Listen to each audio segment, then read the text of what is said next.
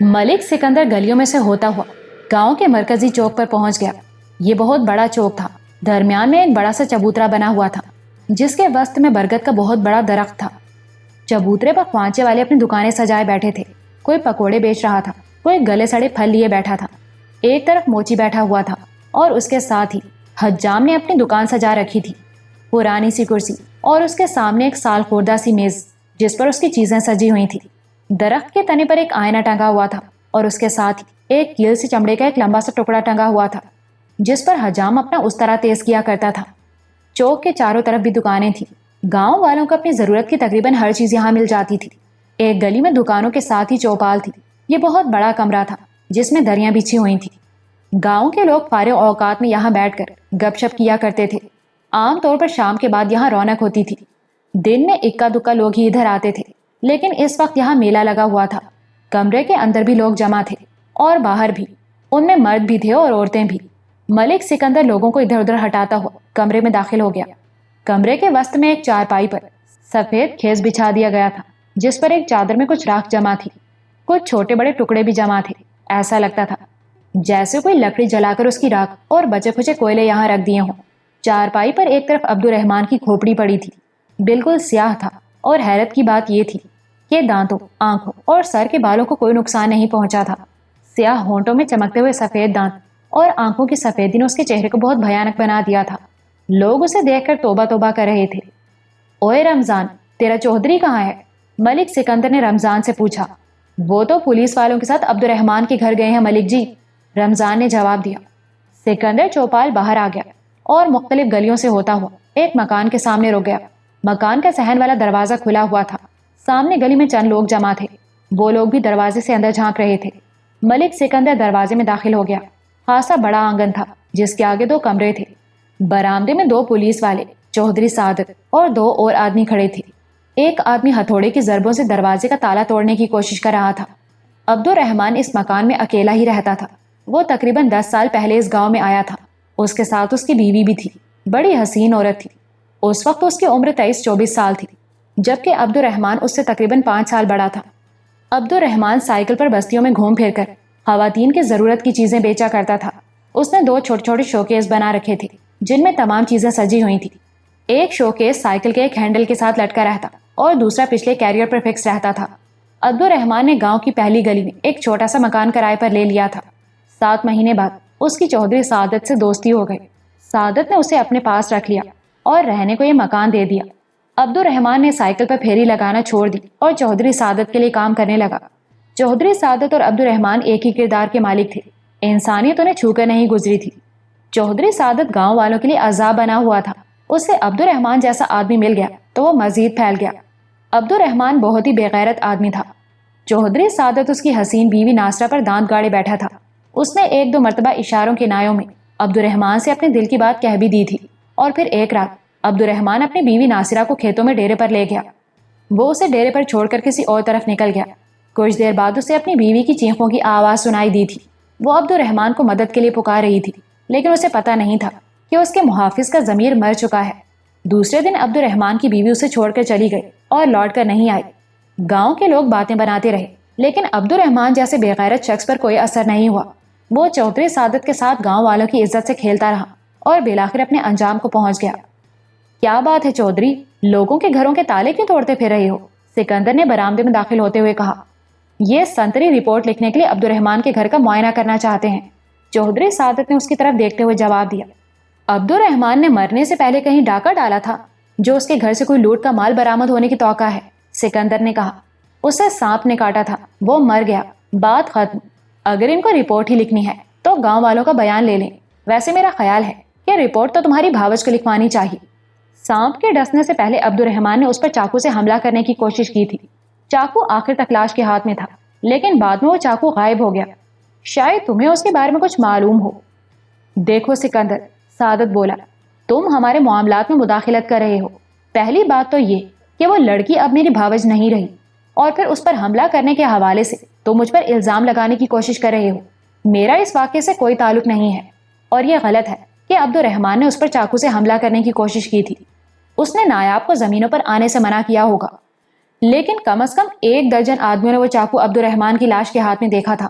سکندر نے کہا، تم اس کے گھر کے دروازے توڑوا کر شاید یہاں سے بھی ایسی چیزیں غائب کرنا چاہتے ہو جس سے تمہارے کسی جرم کی کلائی کھلتی ہو۔ دیکھو سکندر، چودھری سعادت نے اسے گھورا، ہمارے گھرانوں کے تعلقات بہت پرانے ہیں، یہ دونوں خاندان کئی پیڑھیوں سے یہاں آباد ہیں، میرا اور تمہارا بچپن ایک ساتھ گزرا ہے، ہمارے گھرانوں میں کبھی کوئی معمولی سی رنجش بھی نہیں ہوئی، ایک دوسرے کے دکھ سکھ میں برابر کے شریک رہے ہیں، لیکن اب تم اس لڑکی کی وجہ سے تعلقات کیوں بگاڑ رہے ہو؟ پتہ نہیں وہ کون ہے، کس خاندان کی ہے، اس نے دولت کے لالچ میں میرے بھائی کو پھانس لیا تھا، لیکن سرفراز کی موت کے بعد ہمارا وہ رشتہ بھی ختم ہو چکا ہے جو اس نے جوڑنے کی کوشش کی تھی۔ وہ سرفراز کے ذریعے ہماری اس جائیداد پر قبضہ کرنا چاہتی تھی جسے بنانے کے لیے ہمارے بزرگوں نے بڑی محنت کی ہے۔ تمہارا کیا خیال ہے ہم یہ جائیداد آسانی سے اس کے حوالے کر دیں گے؟ ہمارا اس سے اب کوئی تعلق نہیں رہا، تم لوگ اس کی حمایت کیوں کر رہے ہو؟ تمہارا اور اس کا رشتہ ختم نہیں ہوا، سکندر نے جواب دیا، وہ تمہارے چھوٹے بھائی کی بیوہ ہے، تمہارے گھرانے کی عزت ہے، مگر تم لوگوں نے اسے دودھ میں سے مکھی کی طرح نکال کر باہر پھینک دیا۔ اگر اسے عزت و احترام کے ساتھ گھر میں رکھتے، اسے اس کا مقام دیتے تو یہ صورتحال پیدا نہ ہوتی، اسے اس کا جائز مقام مل جاتا تو وہ کبھی بھی جائیداد میں سے حصے کا نہ سوچتی، مگر تم لوگوں نے اسے ایسا کرنے پر مجبور کر دیا۔ اس نے مجبور ہو کر اپنا حق حاصل کرنے کے لیے عدالت کا دروازہ کھٹکھٹایا، تم میں حوصلہ ہوتا تو عدالت کے فیصلے کا انتظار کرتے، مگر تم اوچھے ہتھ کنڈوں پر اتر آئے۔ تم نے عبد الرحمان کے ذریعے اسے قتل کروانے کی کوشش کی، اس سے پہلے تم خود بھی اسے دھمکا چکے ہو۔ یہ جھوٹ ہے، چودھری سعادت نے اس کی بات کاٹ دی۔ اس نے کنکھیوں سے پولیس والوں کی طرف دیکھا اور پھر سکندر کو گھورتے ہوئے بولا، تم اب جاؤ، میں بعد میں تم سے بات کروں گا، لیکن اس لڑکی کو یہ سمجھا دینا کہ آئندہ میرے راستے میں آنے کی کوشش نہ کرے۔ ایک بات میں بھی تمہیں سمجھا دینا چاہتا ہوں، ملک سکندر نے کہا، نایاب ہماری مہمان ہے اور تم جانتے ہو کہ ہم مہمانوں کی کتنی عزت کرتے ہیں، اگر اس لڑکی کو کسی بھی قسم کا گزند پہنچا تو اس کا نتیجہ بہت برا ہوگا۔ تم ان 2 پولیس والوں کی موجودگی میں مجھے دھمکی دے رہے ہو، چودھری سعادت نے کہا، یہ پولیس والے تمہارے خلاف قانونی کارروائی بھی کر سکتے ہیں۔ میں جانتا ہوں یہ پولیس والے تمہارے زرخرید ہیں، ملک سکندر نے جواب دیا، لیکن میں تمہارا مزارے نہیں ہوں جس کے ساتھ تم جو چاہو سلوک کر سکو۔ چودھری جی، ملک جی، ایک پولیس والا ان دونوں کی طرف دیکھتے ہوئے بولا، آپ دونوں آپس میں کیوں لڑتے ہو جی؟ ہم تو آپ دونوں گھروں کے خادم ہیں جی، ہم کو بیچ میں مت لاؤ جی۔ چودھری کچھ کہنا چاہتا تھا لیکن اس شخص کی طرف دیکھ کر خاموش ہو گیا جو تالے پر ہتھوڑی سے ضربے لگا رہا تھا۔ تالا ٹوٹ کر کنڈے میں لٹک گیا تھا۔ اس شخص نے تالا نکال کر کنڈا کھول دیا۔ آئیں جی، آپ دونوں بھی ہمارے ساتھ اندر آئیں، اس پولیس والے نے باری باری ان دونوں کی طرف دیکھتے ہوئے کہا اور دروازہ کھول دیا۔ وہ لوگ اندر آ گئے۔ وہ دونوں آدمی بھی ان کے ساتھ ہی اندر داخل ہوئے تھے جو برآمدے میں کھڑے تھے۔ ایک پولیس والے نے بتی جلا دی، کمرے میں ٹیوب لائٹ کی نقرئی روشنی پھیل گئی۔ کمرہ خاصا بڑا تھا، سرخ فرش پر سفید سیمنٹ سے پھول بنے ہوئے تھے۔ گاؤں دیہاتوں میں قالین استعمال نہیں ہوتے، فرش کو ہی رنگ برنگا بنا کر قالین کا شوق پورا کر لیا جاتا ہے۔ ایک طرف بڑی شاندار مسہری تھی جس پر آرام دہ بستر بچھا ہوا تھا، یہ مسہری عبد الرحمان نے گاؤں کے بڑھئی سے بنوائی تھی۔ مسہری کے ساتھ ہی ایک چھوٹی میز تھی جس پر مختلف چیزیں رکھی ہوئی تھی۔ دائیں طرف لکڑی کی ایک الماری ایستادہ تھی، سامنے والی دیوار پر بابرہ شریف کی تصویر والا ایک کیلنڈر لٹکا ہوا تھا۔ کیلنڈر اگرچہ 2 سال پرانا تھا مگر بابرہ شریف کی رنگین تصویر کی وجہ سے لٹکا ہوا تھا۔ دونوں پولیس والے کمرے میں ادھر ادھر دیکھ رہے تھے۔ ایک پولیس والے نے الماری کھول دی اور اس میں بھرے ہوئے کپڑے اٹھا کر تلاشی لینے لگا، جبکہ دوسرا پولیس والا مسہری کا بستر اٹھا کر دیکھ رہا تھا۔ ملک سکندر کو حیرت تھی کہ ان پولیس والوں کو یہاں کس چیز کی تلاش تھی۔ عبد الرحمان سانپ کے ڈسنے سے ہلاک ہوا تھا، اس کی لاش پراسرار طور پر راکھ بن گئی تھی۔ پولیس کو اطلاع دی گئی تھی۔ پولیس والوں نے لوگوں کے بیانات لے کر یہ تصدیق کر لی تھی کہ عبد الرحمان واقعی سانپ کے کاٹے سے ہلاک ہوا تھا۔ اس کے گھر کی تلاشی والی بات اس کے سمجھ میں نہیں آ سکی تھی۔ پولیس والے نے الماری کی ایک دراز کھولی اور پھر اس کی آنکھوں میں چمک ابھر آئی۔ اس دراز میں سونے کے کئی زیورات رکھے ہوئے تھے۔ پولیس والے نے پوری دراز باہر کھینچ کر مسہری پر رکھ دی اور ایک ایک زیور اٹھا کر دیکھنے لگا۔ ملک سکندر، دوسرے 2 آدمی اور چودھری سعادت بھی ان زیوروں کو حیرت سے دیکھ رہے تھے۔ پولیس والے نے سونے کا ایک کنٹھا اٹھایا تو ملک سکندر کے ساتھ کھڑا ہوا علی بخش اچھل پڑا۔ اس نے پولیس والے کے ہاتھ سے وہ کنٹھا جھپٹ لیا۔ یہ کنٹھا تو ماسٹر احمد علی کی بہو کا ہے، وہ چودھری سعادت کی طرف دیکھتے ہوئے بولا۔ مجھے یاد ہے، اس کے بیٹے کی شادی کے چند ہی روز بعد اس کنٹھے کا ایک ٹانکا ٹوٹ گیا تھا۔ ماسٹر احمد علی یہ کنٹھا مرمت کرانے کے لیے نورپور گیا تھا تو میں بھی اس کے ساتھ تھا۔ یہ یہاں سے ٹوٹا تھا اور یہ ٹانکا لگایا گیا تھا۔ اس نے ایک ٹانکے کی طرف اشارہ کیا جو نمایاں طور پر نظر آ رہا تھا۔ ملک سکندر نے علی بخش کے ہاتھ سے وہ کنٹھا لے لیا۔ اسے 1.5 سال پہلے کا واقعہ یاد آ گیا جب ماسٹر احمد علی کی بہو کھیتوں میں گئی تھی اور عبد الرحمان کے ہتھے چڑھ گئی تھی اور پھر اس نے دوپٹے سے گلے میں پھندا ڈال کر خودکشی کر لی تھی۔ پورے گاؤں کو پتا چل گیا تھا کہ ماسٹر احمد علی کی بہو عبد الرحمان اور چودھری سعادت کی حوث کا شکار ہوئی تھی۔ پولیس کو اطلاع دی گئی تھی اور پولیس نے یہ اعلان کر دیا تھا کہ ماسٹر احمد علی کی بہو نے گھریلو جھگڑوں سے تنگ آ کر خودکشی کر لی تھی اور اس طرح یہ کیس ختم کر دیا گیا تھا۔ یہ دیکھ رہے ہو چودھری؟ ملک سکندر وہ کنٹھا چودھری سعادت کو دکھاتے ہوئے بولا۔ یہ کنٹھا کیا ثابت کر رہا ہے؟ میں نہیں جانتا یہ پولیس والے تلاشی کس لیے لینا چاہتے تھے، لیکن اچھا ہی ہوا کہ میں بھی پہنچ گیا اور یہ 2 شریف آدمی بھی یہاں موجود ہیں۔ اور دیکھو سنتری بادشاہ، یہاں کیا کچھ ہے؟ پولیس والا اب بھی ایک ایک زیور اٹھا کر دیکھ رہا تھا اور پھر ملک سکندر نے ہاتھ بڑھا کر سونے کی ایک زنجیر اٹھا لی۔ اس میں لاکٹ کی جگہ انگریزی کا حرف ایس لٹکا ہوا تھا۔ یہ لاکٹ خالص سونے کا تھا اور زنجیر سمیت اس کا وزن 2 تولے سے زیادہ ہی تھا۔ یہ دیکھ رہے ہو چودھری؟ سکندر وہ لاکٹ چودھری سعادت کو دکھاتے ہوئے بولا۔ کیا تم اپنے لاکٹ کو بھی نہیں پہچانتے؟ تمہیں یاد ہوگا کہ 4 سال پہلے ہم دونوں نے نورپور سے لاکٹ بنوائے تھے۔ یہ دیکھو میرا لاکٹ میرے گلے میں موجود ہے۔ اس نے اپنے گلے میں پڑا ہوا لاکٹ دکھایا۔ طلائی زنجیر میں بالکل ویسا ہی انگریزی کا حرف ایس لٹکا ہوا تھا۔ یہ دونوں لاکٹ ہم نے اکٹھے ہی بنوائے تھے۔ کچھ عرصہ پہلے مجھے پتا چلا تھا کہ تمہارا لاکٹ چوری ہو گیا ہے اور تم نے اپنے ایک نوکر کو مار مار کر ادموا کر دیا تھا۔ تم نے تو کبھی سوچا بھی نہیں ہوگا کہ تمہارا یہ یار غار ہی چور ثابت ہوگا۔ چودھری سعادت کا چہرہ دھواں ہو رہا تھا۔ وہ کچھ کہنے کی پوزیشن میں نہیں تھا۔ سنتری بادشاہ، ملک سکندر بولا، مجھے یقین ہے کہ یہ ساری چیزیں ان بے گناہ اور معصوم لڑکیوں کی ہیں جو عبد الرحمان اور اس کے ساتھیوں کی حوث کا شکار ہوئیں اور ان میں سے بعض نے خودکشی کر لی۔ علی بخش، وہ بات کرتے ہوئے علی بخش کی طرف گھوم گیا، ان گھروں میں جا کر بتا دو کہ وہ یہاں آ کر اپنی اپنی چیزیں شناخت کر لیں۔ لیکن ملک جی، پولیس والا بولا، ہم یہ چیزیں لوگوں کو واپس نہیں کر سکتے، اس کا فیصلہ تو تھانے دار ہی کرے گا۔ ٹھیک ہے، ملک سکندر بولا، تم میں سے ایک آدمی جا کر تھانے دار کو یہاں بلا لائے۔ یہ بات اب آسانی سے ختم نہیں ہو سکتی۔ اگر تھانے دار یہاں نہ آیا تو میں کل صبح نورپور جا کر ڈپٹی کمشنر سے ملوں گا۔ تم ان تمام چیزوں کی لسٹ بنا کر میرے حوالے کرو اور یہ چیزیں اپنے قبضے میں رکھو۔ اس نے سعادت والا لاکٹ بھی پولیس کے حوالے کر دیا اور جب اس نے مڑ کر دیکھا تو چودھری سعادت غائب تھا۔ صورتحال نے اسے بدحواس کر دیا تھا اور وہ خاموشی سے وہاں سے کھسا گیا تھا۔ دونوں پولیس والے آپس میں خسر پھسر کرنے لگے۔ وہ ملک فیملی کو بھی اچھی طرح جانتے تھے، ان کے تعلقات بھی بہت اوپر تک تھے۔ سبھی جانتے تھے کہ ڈپٹی کمشنر اور کمشنر سے ملنا ان کے لیے کوئی مشکل نہیں ہے۔ ڈپٹی کمشنر تک پہنچنے کی دھمکی ہی کافی ثابت ہوئی تھی اور ایک پولیس والا تھاندار کو اطلاع دینے کے لیے فوراً ہی نورپور روانہ ہو گیا تھا۔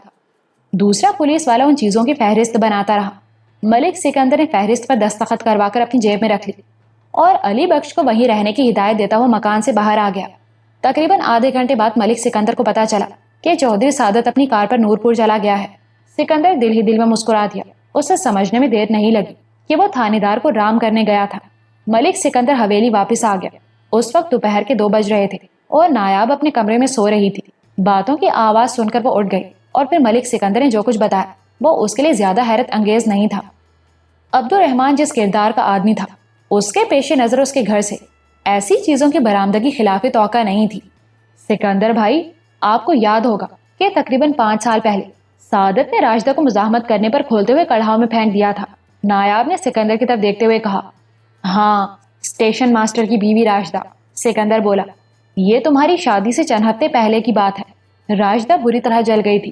اس کا پورا جسم ہی نہیں، چہرہ بھی بری طرح بگڑ گیا تھا اور عبد الغنی نے اس کے لیے اپنی زندگی ترجیح دی تھی۔ نہ جانے کس ظالم نے اس کے گھر کو آگ لگا کر ان دونوں کو زندہ جلا ڈالا۔ مجھے شک ہی نہیں، یقین ہے کہ اسٹیشن ماسٹر کے گھر کو آگ چودھری سعادت کے کہنے پر لگائی گئی تھی اور آگ لگانے والوں میں عبد الرحمان بھی شامل تھا۔ اس نے ان دونوں معصوموں کو جلایا تھا۔ خود اس کی موت بھی اس طرح واقع ہوئی کہ اس کی لاش بھی جل کر راکھ ہو گئی۔ نایاب نے کہا، یہ ثابت کرنا بڑا مشکل ہوگا کہ اس آتش زنی میں چودھری سعادت کا ہاتھ ہے۔ ملک سکندر نے کہا، اگر ایمانداری سے تحقیقات کی جائے تو یہ ثابت ہو سکتا ہے۔ نایاب نے کہا، کل چودھری سعادت کو پتا چل گیا تھا کہ ٹرین سے اترنے کے بعد وہ رات میں نے اسٹیشن ماسٹر کے گھر میں گزاری تھی اور راشدہ نے مجھے اس کے بارے میں سب کچھ بتا دیا تھا۔ بات یہ ہے نایاب بہن، سکندر نے کہا، دیانتداری سے تحقیقات کون کرے؟ پیسے میں بڑی طاقت ہوتی ہے اور یہ چودھری لوگ جس طرح پیسہ خرچ کر رہے ہیں وہ تم دیکھ ہی رہی ہو۔ وہ لوگ کب تک پیسہ خرچ کریں گے؟ نایاب بولی، میرا خیال ہے کہ پولیس کے محکمے میں ابھی دیانتدار لوگوں کا کال نہیں پڑا. میں کراؤں گی یہ تحقیقات. نایاب بہن، تم اپنے آپ کو ان معاملات میں زیادہ مت الجھاؤ. ملک سکندر نے کہا. تم عورت ذات ہو، کہاں تک ان کا مقابلہ کرو گی؟ یہی تو بات ہے کہ عورت کو کمزور سمجھ لیا گیا ہے. نایاب نے کہا. عورت کمزور نہیں ہے. اگر وہ کچھ کرنے پر تل جائے تو دنیا کی کوئی طاقت اس کا راستہ نہیں روک سکتی. تاریخ خواتین کی بہادری اور جرأت و ہمت کی داستانوں سے بھری پڑی ہے. چاند بی بی، رضیہ سلطانہ اور جھانسی کی رانی کے نام فراموش نہیں کیے جا سکتے، اور جرأت سے تاریخ کا رخ موڑ دیا. نایاب بہن، وہ عام عورتیں نہیں تھیں، سکندر نے کہا. وہ حکمران تھی اور ان کے ساتھ اپنی عوام اور فوج کی طاقت تھی. گھروں کی چار دیواری کے اندر محدود رہنے والی ہماری عورتیں کیا کر سکتی ہیں؟ ان میں تو اتنی ہمت بھی نہیں کہ اکیلی یہاں سے نورپور تک چلی جائیں. میں نہ تو بزدل ہوں اور نہ اکیلی، نایاب نے جواب دیا. میرا خدا میرے ساتھ ہے، اور مجھے یہ بھی یقین ہے کہ جن لوگوں کے ساتھ زیادتی ہوئی ہے وہ میرا ساتھ دیں گے. ویسے تو ہم بھی تمہارے ساتھ ہیں، کبھی تمہیں اکیلا نہیں چھوڑیں گے. لیکن بات یہ ہے نایاب بہن کہ تم دوسروں کے جھگڑوں میں اپنے آپ کو نہ پھنساؤ. چودھری سے تمہارا مقدمہ عدالت میں ہے اور ہمیں امید ہے کہ فیصلہ تمہارے ہی حق میں ہوگا. کہیں ایسا نہ ہو کہ ان جھگڑوں میں پڑ کر انہیں تمہارے خلاف کوئی اور کارروائی کرنے کا موقع مل جائے اور اس کا اثر تمہارے مقدمے پر پڑے. میں انہیں ایسا کوئی موقع فراہم نہیں کروں گی، نایاب نے جواب دیا. بلکہ مجھے توقع یہ ہے کہ چودھری سعادت بوکھلا کر کوئی ایسی اوچھی حرکت ضرور کرے گا جس سے وہ خود پھنس جائے گا. ملک سکندر کچھ کہنا ہی چاہتا تھا کہ سکینہ اندر داخل ہوئی. ارے بھائی، باتیں ہی کرتے رہو گے یا کھانے کا بھی خیال ہے؟ میں نے کھانا لگا دیا ہے، اس نے باری باری دونوں کی طرف دیکھتے ہوئے کہا. ابا کو کھانا بھجوا دیا؟ سکندر نے اٹھتے ہوئے کہا. بہت دیر ہوئی، سکینہ نے کہا. چلی، کھانا ٹھنڈا ہو رہا ہے. وہ لوگ اٹھ کر دوسرے کمرے میں آ گئے. عذرا اور نرگس پہلے ہی وہاں موجود تھی. کھانے کے دوران بھی عبد الرحمن ہی کے بارے میں باتیں ہوتی رہیں. کھانے کے بعد سکندر اپنے کمرے میں آ کر لیٹ گیا. 4 بجے کے قریب علی بخش نے آ کر بتایا کہ تھانے دار آ گیا ہے اور اسے بلایا جا رہا ہے. تھانے دار کے ساتھ 3 پولیس والے اور بھی تھے اور عبد الرحمن کے گھر ہی میں بیٹھے ہوئے تھے. چودھری سعادت موجود نہیں تھا. تقریباً 1 گھنٹے تک ملک سکندر اور تھانے دار میں باتیں ہوتی رہیں. تھانے دار کی باتوں سے ملک سکندر کو یہ اندازہ لگانے میں دشواری پیش نہیں آئی کہ چودھری سعادت نورپور جا کر اس کی خدمت میں نذرانہ پیش کر آیا تھا. ملک سکندر بھی آسانی سے تھانے دار کی باتوں میں آنے والا نہیں تھا. اس نے بہرحال اسے 2 باتوں پر آمادہ کر لیا. ایک تو یہ کہ عبد الرحمن کے گھر سے برآمد ہونے والے زیورات ان لوگوں کو واپس کر دیے جائیں جن کی ملکیت تھی، اور دوسرے یہ کہ عبد الرحمن کے خلاف ان سنگین جرائم کی باقاعدہ رپورٹس درج کی جائیں گی اور تحقیقات شروع کی جائیں گی. ملک سکندر نے چودھری سعادت کو براہ راست عبد الرحمن کے جرائم میں ملوث کیے جانے پر ضد نہیں کی تھی. وہ براہ راست چودھری فیملی سے دشمنی پیدا نہیں کرنا چاہتا تھا. اسے یقین تھا کہ تحقیقات کے دوران ایسے حالات پیدا ہو جائیں گے کہ چودھری سعادت خود ہی پھنس جائے گا. نایاب کو یہ سب کچھ معلوم ہوا تو وہ مسکرا کر رہ گئی تھی. نایاب خوش نہیں تھی، لیکن وہ کسی حد تک مطمئن ہو گئی تھی کہ ایسے حالات پیدا ہو گئے تھے جن کی وجہ سے چودھری سعادت قانون کے شکنجے میں آ سکتا تھا. لیکن ضرورت اس بات کی تھی کہ تحقیقات صحیح رخ پر اور دیانتداری سے کی جائیں. نایاب اگرچہ سمجھ گئی تھی کہ سعادت نے پولیس آفیسر کی خدمت میں بھاری نذرانہ پیش کر کے اپنے لیے راہ ہموار کر لی تھی، لیکن اس نے بھی فیصلہ کر لیا تھا کہ وہ آسانی سے وہ سب کچھ نہیں ہونے دے گی جو چودھری سعادت چاہتا تھا. پرانے واقعات کے بارے میں تحقیقات کرنا اور ان میں چودھری سعادت کا ملوث ہونا ثابت کرنا اگرچہ نایاب کے لیے بہت مشکل تھا، لیکن اسٹیشن ماسٹر عبد الغنی اور اس کی بیوی راجدہ کو زندہ جلانے کا واقعہ تو بالکل تازہ تھا. اسے یہ بھی یقین تھا کہ اسٹیشن ماسٹر کے گھر کو آگ چودھری سعادت نے لگوائی تھی اور آگ لگانے والوں میں عبد الرحمن بھی شامل تھا. اور نایاب نے یہ فیصلہ کر لیا تھا کہ اس واقعے کو دبنے نہیں دے گی اور ان دونوں بے گناہوں کا خون رائے گا نہیں جانے دیا جائے گا. ملک صلاح الدین کے گھر میں شہر آنے جانے کے لیے کار بھی تھی اور عام استعمال کے لیے یکا بھی تھا. ان کے پاس 3-4 اچھے گھوڑے بھی تھے. نایاب گھڑ سواری جانتی نہیں تھی اور کار کو استعمال نہیں کرنا چاہتی تھی. دوسرے دن اس نے ملک صاحب کی اجازت سے یکا تیار کروایا اور ریلوے اسٹیشن کی طرف روانہ ہو گئے. کوچوان ملک صاحب کا ملازم خاص رسول بخش تھا. زمینداروں کے یکے اور تانگے کاروں سے بھی زیادہ قیمتی سمجھے جاتے تھے. ملک صاحب کا یکا بھی بہت شاندار تھا. سیٹیں بہت آرام دہ تھیں جن پر شنیل کے خوبصورت کور چڑھے ہوئے تھے. ویسے بھی یکا خوب سجا ہوا تھا اور گھوڑا بھی خوب تندرست اور پلا ہوا تھا. وہ آدھے گھنٹے میں ریلوے اسٹیشن پہنچ گئے. رسول بخش نے یکے کو ایک درخت کے سائے میں کھڑا کر دیا. نایاب یکے سے اتر کر عبد الغنی کے کوارٹر کی طرف دیکھنے لگی جو جل کر راکھ ہو چکا تھا. تینوں کمروں کی چھتیں گر چکی تھیں، صرف دیواریں کھڑی رہ گئی تھیں. نایاب ایک طرف کھڑی ملبے کے اس ڈھیر کو دیکھ رہی تھی کہ ایک ادھیڑ عمر آدمی اس کے پاس آ کر کھڑا ہو گیا.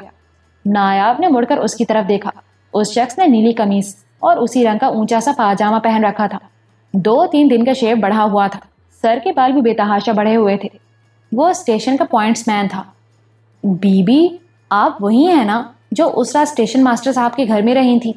पॉइंट्समैन ने आगे बढ़कर पूछा। तुम्हें कैसे पता चला कि मैंने रात यहाँ गुजारी थी? क्या तुमने मुझे देखा था? नायाब ने उसे घूरा। उस रात को तो नहीं देखा था, लेकिन दूसरे दिन सुबह 10 बजे के करीब आपको स्टेशन मास्टर के दोस्त के साथ गाड़ी की तरफ जाते हुए देखा था। उस शख्स ने जवाब दिया। बाद में स्टेशन मास्टर ने बताया था कि आप कौन हैं। बहुत भले आदमी थे बेचारे, किसी के लेने देने में नहीं थे। खुदा जाने किसने दोनों मियाँ बीवी को जला डाला। उस रोज तुमने किसी को यहाँ देखा था, कोई मुश्तबा आदमी? नायाब ने पूछा। जिस रात आप यहाँ रुकी थी, गांव से चौधरियों के 2 आदमी आए थे। मैं उस वक्त स्टेशन पर बैठा हुआ था। उन्होंने मुझसे पूछा था कि ट्रेन से कोई औरत तो नहीं उतरी। मैंने ना तो आपको ट्रेन से उतरते देखा था और ना ही मुझे ये मालूम था कि आप स्टेशन मास्टर के घर में हैं, इसलिए मैंने लाइल्मी का इजहार कर दिया था। बाद में उन्होंने स्टेशन मास्टर को भी घर से बुलाकर आपके बारे में पूछा था, फिर वापस चले गए थे। क्या तुम उन दोनों में से किसी को जानते हो? नायाब ने पूछा। उनमें से एक तो अब्दुर्रहमान था, जो अक्सर स्टेशन पर आता रहता था। सुना है उसे सांप ने डस लिया था और उसकी लाश राख बन गई थी। उस शख्स ने पूछा। हाँ, ऐसे लोगों का अंजाम यही होता है, नायाब ने जवाब दिया। स्टेशन मास्टर के घर को आग किस वक्त लगी थी? क्या तुमने उससे पहले किसी को देखा था? रात 2 बजे मालगाड़ी आई थी तो अब्दुल गनी स्टेशन पर ही मौजूद था, पॉइंट्समैन ने जवाब दिया। गाड़ी चले जाने के बाद वो भी अपने क्वार्टर में चला गया था। उसके तकरीबन आधे घंटे बाद मैंने शोर की आवाज़ सुनी। मैं उस वक्त बेंच पर लेटे लेटे सो गया था। मैंने उठकर बाहर निकलना चाहा तो पता चला कि दफ्तर के दरवाजे को बाहर से किसी ने कुंडा लगा दिया था। मैं अंदर से चीखता रहा, लेकिन किसी ने दरवाज़ा नहीं खोला। मैंने दफ्तर की बुकिंग विंडो से झांक कर देखा तो मुझे 3-4 आदमी नजर आए। एक आदमी घोड़े पर सवार था और 3 स्टेशन मास्टर के मकान पर कोई चीज़, गालिबन मट्टी का तेल छिड़क रहे थे। फिर उन्होंने आग लगा दी। देखते ही देखते आग भड़क उठी और पूरे क्वार्टर को अपनी लपेट में ले लिया। अंदर से स्टेशन मास्टर और उसकी बीवी की चीखों की आवाज़ें सुनाई देती रहीं। वो चारों आदमी बाहर खड़े कहकहे लगाते और बंदूकों से फायरिंग करते रहे। वो चंद लम्हों को खामोश हुआ, फिर एक तरफ इशारा करते हुए बोला, वो मेरा क्वार्टर है और उसके साथ पानी वाले का। पानी वाला आजकल छुट्टी पर गया हुआ है। मेरी बीवी घर पर अकेली थी। मुझे उसकी चीखें भी सुनाई दे रही थी, लेकिन वो बहरहाल महफूज थी। क्या तुमने उन आदमियों में से किसी की शक्ल देखी थी? नायाब ने पूछा। नहीं, उन्होंने चेहरों पर ढाटे बांध रखे थे, पॉइंट्समैन ने जवाब दिया। मुझे उस बुकिंग विंडो से सब कुछ नजर आ रहा था, लेकिन मैं कुछ नहीं कर सकता था। मैं खुद भी डर रहा था। कोई और ऐसी निशानी जिससे उनमें से किसी की शनाख्त हो सकती हो? नायाब ने पूछा।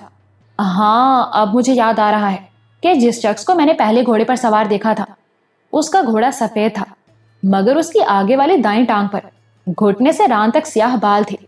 उसकी अयाल के बाल भी स्याह थे। क्या तुम यकीन से कह सकते हो? नायाब ने पूछा। और क्या पुलिस को तुमने ये बात बताई थी? पुलिस ने मुझसे ये बात नहीं पूछी थी और मुझे बताना याद भी नहीं रहा था, पॉइंट्समैन ने जवाब दिया। और मैं घोड़े की इस निशानी के बारे में पूरे यकीन से कह सकता हूँ। स्टेशन मास्टर का क्वार्टर आग की लपेट में था और शोलों की रोशनी में दूर तक देखा जा सकता था। अगर उन आदमियों के चेहरों पर ढाटे ना होते तो मैं उनकी शक्लें भी देख लेता। रेलवे के ऑफिसर इंक्वायरी के लिए नहीं आए? नायाब ने पूछा। कल आए थे जी, पॉइंट्समैन ने जवाब दिया। पुलिस भी नूरपुर से कल आई हुई थी। वो लोग कल शाम 5 बजे तक यहाँ रहे थे। स्टेशन मास्टर भी नया आया है और इस वक्त दफ्तर में बैठा हुआ है। तुमने बताया था कि स्टेशन मास्टर के क्वार्टर को आग लगाने से पहले किसी ने दफ्तर के दरवाजे को बाहर से कुंडा लगा दिया था। फिर तुम बाहर कैसे निकले थे? नायाब ने पूछा। वो लोग तकरीबन 1 घंटे तक यहाँ रहे थे, पॉइंट्समैन ने बताया। क्वार्टर मुकम्मल तौर पर आग की लपेट में था। स्टेशन मास्टर और उसकी बीवी की चीखें भी बंद हो गई थी। सुबह 6 बजे के करीब मेरी बीवी अपने क्वार्टर से बाहर निकली और चीखती हुई यहाँ आ गई। दफ्तर के दरवाजे का कुंडा उसी ने खोला था। नायाब कुछ देर तक और पॉइंट्समैन से बात करती रही और मलबे के ढेर की तरफ देखती रही। यके की तरफ वापस आई तो नया स्टेशन मास्टर मुसाफिर खाने वाले बरामदे में खड़ा था। नायाब कुछ देर तक उससे बातें करती रही और फिर यके पर सवार हो गई। उस वक्त 10:30 बज रहे थे। पॉइंट्समैन ने घोड़े की निशानी के बारे में जो इंकिशाफ किया था वो दिलचस्प था। इस निशानी से मुजरिमों तक पहुंचा जा सकता था। नायाब को अगरचे यकीन था कि अब्दुल गनी के क्वार्टर को आग चौधरी सादत ही ने लगवाई थी और आग लगाने वालों में अब्दुर्रहमान भी शामिल था। पॉइंट्समैन की बातें सुनने के बाद वो पुलिस से राब्ता करना चाहती थी, लेकिन पहले वो तस्दीक कर लेना चाहती थी कि चौधरी सादत या उसके आदमियों में से किसी के पास ऐसा घोड़ा है या नहीं। ये तस्दीक करने के लिए वो गांव वापस आ गई اور پھر یہ انکشاف نایاب کے لیے بڑا سنسنی خیز ثابت ہوا کہ وہ گھوڑا عبد الرحمن کی ملکیت تھا۔ اس روز ساپہر کے وقت اس نے وہ گھوڑا رمضان کے پاس دیکھا تھا۔ بہت جاندار اور خوبصورت گھوڑا ہے رمضان بھائی، یہ کس کا ہے؟ نایاب نے گہری نظروں سے گھوڑے کو دیکھتے ہوئے کہا۔ اس کی عیال اور گھٹنے سے اوپر کے بال سیاہ تھے۔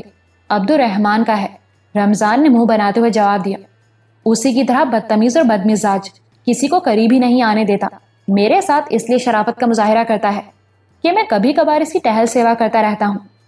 پرسوں رات یہ گھوڑا کہاں تھا؟ نایاب نے پوچھا۔ پتہ نہیں چھوٹی بی بی، طبیلے میں ہوگا، رمضان نے جواب دیا۔ نہیں، پرسوں رات یہ طبیلے میں نہیں تھا، پرسوں رات یہ طبلے میں نہیں تھا، اسے پرسوں رات 3 بجے کہیں اور دیکھا گیا تھا، نایاب نے کہا۔ رمضان حیرت سے اس کی طرف دیکھتا رہ گیا۔ اس وقت ساپہر کے 5 بج رہے تھے۔ نایاب کو چیزیں خریدنے کے بہانے نورپور جانا چاہتی تھی، مگر ملک صاحب نے اسے روک دیا۔ نورپور 6-7 میل کے فاصلے پر تھا اور ملک صاحب کا خیال تھا کہ واپسی میں شام ہو جائے گی، اس لیے وہ اس وقت نہ جائے بلکہ صبح چلی جائے۔ نایاب نے ضد نہیں کی۔ اگر وہ ملک صاحب کو بتا دیتی کہ وہ نورپور کیوں جانا چاہتی ہے تو شاید وہ اسے صبح جانے سے بھی منع کر دیتے۔ وہ رات نایاب نے بڑی بے چینی میں گزاری۔ راجدہ اور عبد الغنی کے چہرے بار بار اس کی نظروں کے سامنے آ رہے تھے۔ وہ اپنے آپ کو مجرم سمجھ رہی تھی۔ اس کے خیال میں وہ دونوں اس کی وجہ سے مارے گئے تھے۔ نہ وہ چودھری سعادت کو عبد الغنی کے گھر میں رات گزارنے کا بتاتی اور نہ انہیں اس بے دردی سے جلا کر موت کے گھاٹ اتار دیا جاتا۔ وہ بے گناہ مارے گئے تھے اور نایاب نے بھی یہ فیصلہ کر لیا تھا کہ ان کے قاتلوں کو سکھ کا سانس نہیں لینے دے گی۔ اسے 100% یقین تھا کہ ان کی موت میں چودھری سعادت ہی کا ہاتھ ہے۔ اس نے اپنے آدمیوں سے انہیں مروایا تھا۔ ان میں سے ایک تو اپنے انجام کو پہنچ چکا تھا، باقی ابھی اس دھرتی پر دندناتے پھر رہے تھے۔ اور ریلوے اسٹیشن کے پوائنٹس مین سے یہ تصدیق بھی ہو گئی تھی کہ وہ کون لوگ تھے۔ اس کی آنکھ صبح 7 بجے کھل گئی۔ اٹھنے کے فوراً ہی بعد نایاب کو پتہ چل گیا کہ نرگس اور عذرا اس کے ساتھ نورپور جانے کو تیار ہو رہی تھی۔ تمہیں کیسے پتہ چلا کہ میں آج نورپور جانے والی ہوں؟ نایاب نے عذرا کو گھورا۔ ابا جان نے بتایا ہے کہ آپ نورپور جا رہی ہیں، سوچا کیوں نہ ہم بھی اس موقع سے فائدہ اٹھائیں۔ عذرا نے مسکراتے ہوئے جواب دیا۔ ناشتہ کرنے کے بعد 8 بجے کے قریب وہ تینوں جانے کے لیے تیار ہو گئے۔ رسول بخش نے یکا تیار نہیں کیا، کیسے جائیں گے؟ نایاب نے پوچھا۔ کار پر، نرگس نے جواب دیا۔ واپسی پر دھوپ تیز ہو جائے گی اور یکے پر تو ہمارے دماغ پلپلے ہو جائیں گے۔ آؤ، کار گیراج میں ہے۔ وہ حویلی سے نکل کر تیسرے مکان کے سامنے رک گئے۔ اس مکان کا پھاٹک بھی بہت بڑا تھا جو کھلا ہوا تھا۔ یہ بہت بڑا گیراج تھا جہاں پچھلی طرف ایک پرانی سی کار کھڑی تھی اور آگے سفید رنگ کی مرسڈیز تھی۔ رسول بخش کار صاف کر رہا تھا۔ نایاب نے اس رات 2 کاریں چودھری امانت علی کی حویلی میں بھی دیکھی تھی اور اب ملک صاحب کی یہ مرسڈیز دیکھ کر اسے واقعی حیرت ہوئی تھی۔ زمیندار بھی اب بہت بدل چکے تھے۔ کھیتی باڑی کے لیے جدید مشینیں تو آئی ہی تھیں۔ انہوں نے زندگی کی دوسری سہولتوں سے بھی فائدہ اٹھایا تھا۔ بجلی نے ان کے لیے بہت سی آسائشیں مہیا کر دی تھیں۔ گاؤں کے گھروں میں بھی فریج اور ٹی وی موجود تھے اور سواری کے لیے شاندار اور قیمتی کاریں۔ نایاب کا خیال تھا کہ رسول بخش ڈرائیونگ بھی کرے گا، لیکن نرگس نے ڈرائیونگ سیٹ سنبھال لی تھی۔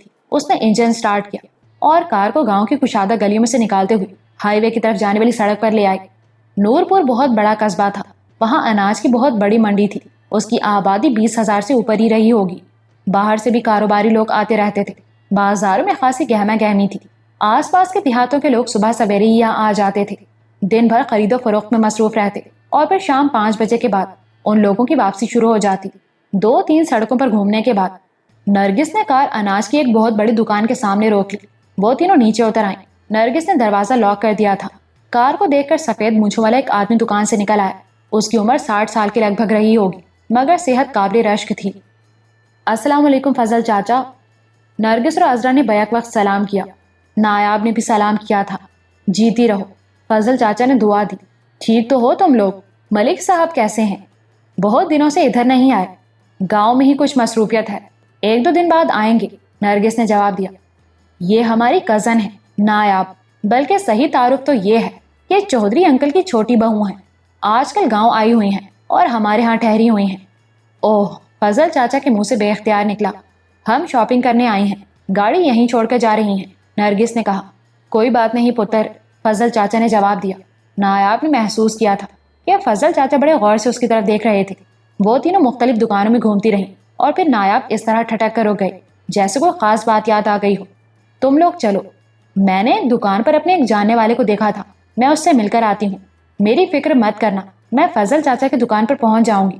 نایاب نے کہا اور جواب کا انتظار کیے بغیر ایک طرف مڑ گئی۔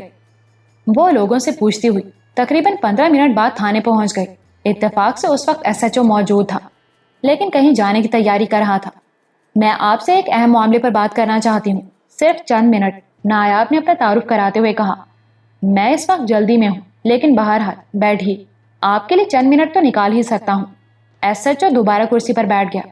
3-4 دن پہلے پیر آباد کے اسٹیشن ماسٹر اور اس کی مفلوج بیوی کو ان کے گھر میں زندہ جلا دیا گیا تھا۔ اس سلسلے میں آپ کی تحقیقات کہاں تک پہنچی ہیں؟ نایاب نے اس کے سامنے دوسری کرسی پر بیٹھتے ہوئے پوچھا۔ SHO نے گھور کر اس کی طرف دیکھا، پھر گہرا سانس لیتے ہوئے بولا، اب تک کی ہماری تفتیش یہ ہے کہ وہ آتش زنی کسی پرانی دشمنی کا نتیجہ تھی۔ ایسے کیسز چٹکی بجاتے میں تو حل نہیں ہوتے، لیکن آپ کیوں پوچھ رہی ہیں؟ اس معاملے سے آپ کا کیا تعلق ہے؟ میرا تعلق ہے، نایاب نے کہا۔ میں نے آپ کو یہ نہیں بتایا کہ میں پیر آباد کے چودھری امانت علی کی چھوٹی بہو ہوں۔ سرفراز چودھری میرا شوہر تھا، جسے 2 سال پہلے گاؤں میں قتل کر دیا گیا تھا۔ میرا چودھری فیملی سے جائیداد کے سلسلے میں کیس چل رہا ہے۔ اوہ، انسپیکٹر چونک گیا۔ سرفراز چودھری کے قاتلوں کا بھی آج تک کوئی سراغ نہیں مل سکا، شاید اس لیے کہ صحیح رخ پر اور غیر جانبداری سے تحقیق نہیں کی گئی۔ اس کے علاوہ بھی گاؤں میں آئے دن ایسی سنگین وارداتیں ہوتی رہی ہیں جن کے بارے میں اگر غیر جانبداری سے تفتیش کی جاتی تو مجرموں کو گرفت میں لیا جا سکتا تھا۔ بی بی، آپ یہ کیسے کہہ سکتی ہیں کہ تحقیقات میں جانبداری سے کام لیا گیا ہے؟ انسپیکٹر نے اسے گھورا۔ اس کا ثبوت ہے میرے پاس، نایاب نے کہا، لیکن المیہ یہ ہے کہ ہمارے قانون کے محافظوں نے حقائق کو نظر انداز کر دیا ہے۔ اس گاؤں کی کتنی لڑکیاں ہیں جو ایک مخصوص گروہ کی حوث کا شکار ہوئیں؟ کئی لڑکیوں نے مزید رسوائی سے بچنے کے لیے خودکشی کر لی۔ ملزموں کی نشاندہی بھی کی گئی، لیکن پیسے کی چمک نے قانون کے محافظوں کی آنکھوں کو خیرہ کر دیا اور وہ ملزموں کو نظر انداز کر کے انہی کو مورد الزام ٹھہراتے رہے جو مظلوم تھے۔ آپ تقریر اچھی کر لیتی ہیں، انسپیکٹر بولا، لیکن جوش خطابت میں آپ یہ بھول گئے کہ قانون کے محافظوں پر بے بنیاد الزام لگا رہی ہیں۔ میں اپنے الزامات ثابت کر سکتی ہوں، نایاب نے کہا اور چند لمحوں کی خاموشی کے بعد بولتی چلی گئی۔ اس نے گاؤں میں ہونے والے کئی سنگین واقعات کی تفصیل بیان کر دی۔ آخر میں وہ کہہ رہی تھی، میں نے چودھری فیملی پر جائیداد کا کیس کر رکھا ہے اور وہ لوگ مجھے راستے سے ہٹانا چاہتے ہیں۔ اس رات ٹرین لیٹ آئی تھی اور میں اسٹیشن ماسٹر کے گھر رک گئی تھی۔ چودھری سعادت کے 2 آدمی مجھے تلاش کرتے ہوئے رات 11:30 بجے اسٹیشن پہنچے تھے۔